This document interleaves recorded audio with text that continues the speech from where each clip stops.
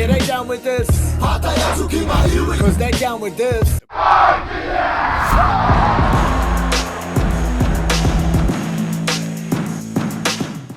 Ākua nei tutu anō ai te pueu I waenga ia Scots College me St Kentigern College, St Kent's.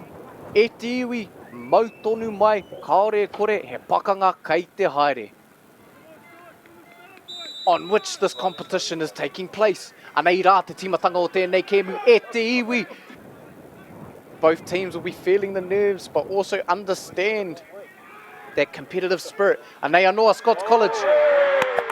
He uhanga nui rawa hei tīmata I tēnei kēmu.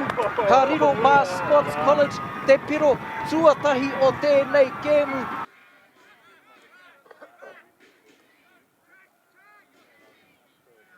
Anei anoa St Kent's, displaying their great patience. Scots College applying a bit more pressure now. Anei anoa Scots College.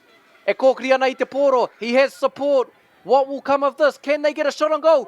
Te whana. Tāhua rawa atu. He uhanga I riro mā Scots College. St Kent's resetting kei te kōkiri anō I te pōro. Ka te tiro whakamua anei te whana hōkai. He roa. He tuki rai. Can they capitalise? Tāhua tērā kāti I te pōro. Kei a St Kent's tonu. Can he get a foot on it? Kei te heke ngā tāngata. Anei rā, a Scots College e kōkiri ana I te pōra kei waenga pū I te whira. Kei reira hoki te hāpai o I tō hipa. Anei rā, he uhanga kei te haere.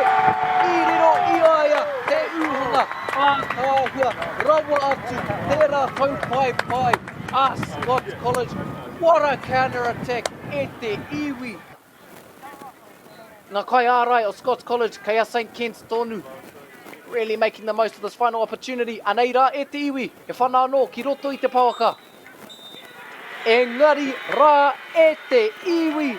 Tērā te mutunga o tēnei kēmu. Kōwhiringa toa, kua puta rawa te ihu o Scots College.